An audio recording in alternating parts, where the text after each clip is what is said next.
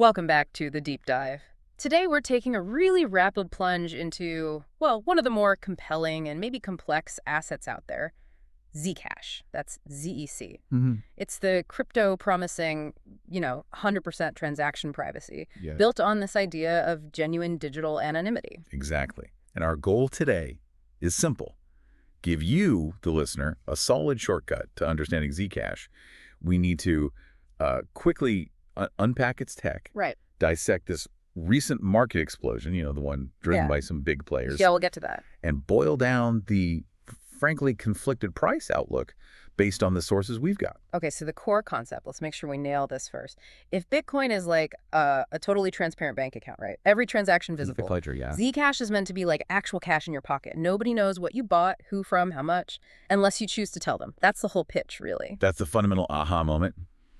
But, and it's a big but, that promise comes wrapped in some serious volatility right now. Okay, what are we seeing today? This is November 12th, 2025. Yeah, so right now Zcash is hovering around, say, $485. Now, technically, it's up like 2.3% this past week, Okay. but that hides the roller coaster. It's still down a massive 37% from its recent high. Wow, 37%. What was the high? It peaked at $773. So, yeah, we're talking whiplash speed here. Okay, let's unpack the how. How does Zcash manage privacy when, blockchain's whole thing is usually transparency? How can it verify transactions without spilling the beans? Right, so the magic, if you want to call it that, is in some really advanced cryptographic shielding. The key tech is called zero-knowledge proofs, ZKPS. ZKPS, heard of them, but break it down. Okay, the core idea is this.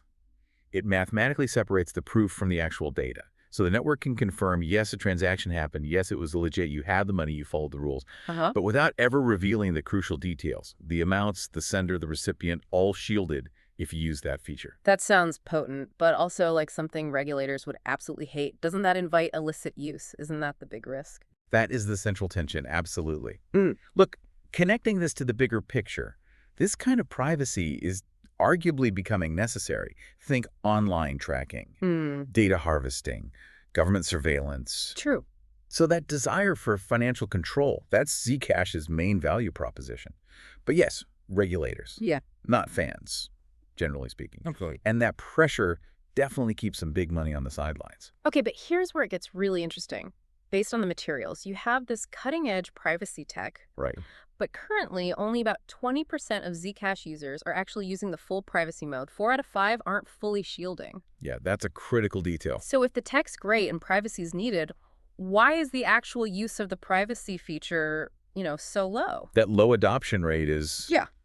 Well, it's the million-dollar question, maybe the $8 billion question given the market cap, and it leads us right into the market action. How so? Because it seems like this recent massive price surge wasn't really driven by those 20% actively shielding things. Okay. It looks like it was kicked off by a sudden, very large injection of institutional capital. Serious money coming in. Ah, the catalyst. Let's talk about that. It was huge, right? A company called Cypherpunk Technologies. They just dropped $50 million to buy Zcash. And crucially, they're backed by the Winklevoss twins from Gemini. Exactly. And that name, Cypherpunk Technologies, it's not random. The whole cypherpunk philosophy is rooted in privacy, digital liberty. Right, the origins of crypto in many ways. Precisely. So when a company with that name, backed by those kinds of investors, makes a $50 million bet, well, it signals that some very big players believe privacy coins are essential for the future. It's a massive vote of confidence. It absolutely is, and that caused the price to just surge. And the numbers show it. You look at the past month, Zcash climbed 75%, went from around $120 up to where it is now, even after the drop. That kind of move gets everyone's attention, especially speculators. So where does that put ZC now, in the grand scheme of things? Well, context is key. It's now the hashtag 13 largest crypto. Market cap around $8 billion. $8 billion. And get this. The sources showed over $3.8 billion worth of Zcash traded in just one day recently. $3.8 billion in a single day. Yeah, that's serious volume. High action, mostly driven by, anticipating what this could become. But anticipation, as we saw, is fragile. That 37% plunge from the 723 teller high down to $485 now.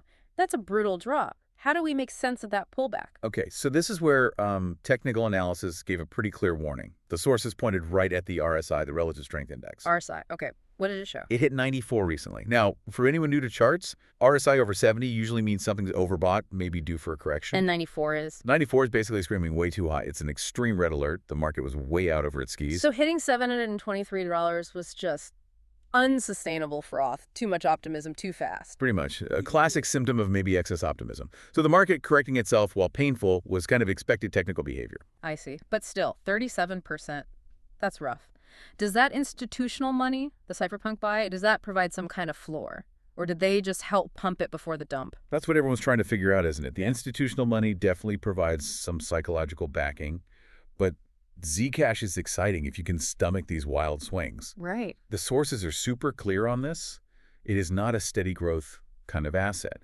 When these RSI corrections happen, prices can crash hard because a lot of the recent buying was likely speculative. Okay, so for you listening, the practical point is you've got this tension. On one hand, the tech potential is huge digital privacy standard. Wow. But on the other hand, you've got the reality of low privacy feature adoption, only 20%, and this intense market volatility driven by big bets and speculation, plus potential regulatory clouds. That sums up the tightrope it's walking. Which brings us to the predictions. Given all that tension, what are people expecting for ZEC's price? All right, let's look at the forecast. Short term first. If the selling pressure continues after that RSI peak, ZEC might dip towards $450. Several analysts flag that $450 level as maybe a key support zone, potentially where institutions might step back in, a possible buy zone, quote unquote. Right, makes sense.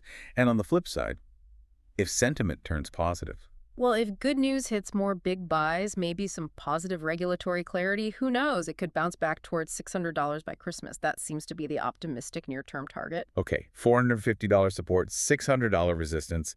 What about looking out to the end of this year, 2025? The average prediction seems to cluster around that $600 mark again, but the range is massive. It really shows the uncertainty. Oh, why are we talking? Some predictions go as low as $233 if the whole crypto market cools off or if regulators crack down hard. Wow, $233. That's a long way down. But then others go as high as $930 if the momentum really comes back. That enormous gap just screams disagreement among experts about regulation and adoption speed. It really does. And didn't Arthur Hayes weigh in? He did. Arthur Hayes, big voice in crypto, mentioned $1,000 is still possible for ZEC this year. Shows you the kind of extreme bullishness that exists out there, too. Okay, so massive uncertainty this year. What about a bit further out, say 2026? For 2026, the consensus average creeps up towards maybe $800. But again, the range just gets wider. Wider than $233 to $930. Yep. The forecasts span from around $380 on the low end to possibly $1,170 on the high end for 2026. That volatility is just baked in, you see. It all hinges on whether Zcash can actually break through on adoption and navigate the regulators. Right, those are the huge ifs. And long-term, like 2030, I imagine that's even wilder. Pure speculation zone by then, really. Assuming crypto goes mainstream, Zcash finds its niche. The guesses are all over the place, from $1,000 up to $5,000, maybe even more. 5,000 plus. And it's a colossal if it becomes the global standard for private digital money. The upside is huge, but yeah, massive hurdles. Okay, let's boil this down for you, the listener. The bottom line is Zcash has genuinely powerful, cutting-edge privacy tech with these zero-knowledge proofs. It's got significant institutional backing now, shown by that big cypherpunk buy. But this potential comes hand in hand with extreme volatility. We saw that 37% drop. Yeah. And there's still that big question mark over real-world use of its main feature, the privacy shielding. So, practical advice, straight from the sources we looked at, if you're thinking about getting into this, only use money you are genuinely okay with losing entirely. Absolutely critical. Start small. The suggestion was maybe look at that $450 level analysts mentioned as potential support after the correction. Use major exchanges, Binance, Coinbase, but no, it's highly speculative. Definitely not a set it and forget it investment. Right. Okay, so here's the final thought, something for you to chew on. Right. The sources clearly show this tension, right, between the growing global need for digital privacy, the core use case, and the current low percentage of Zcash users actually using the full privacy features. That's the reality gap. If the world truly shifts towards demanding hidden digital transactions, Zcash could explode. So the question for you is, What do you think is the bigger future driver for ZEC? Is it the fear of tracking and surveillance pushing people towards privacy? Or is it the complexity and maybe the regulatory fear holding back the adoption of the tech itself? Which force wins out?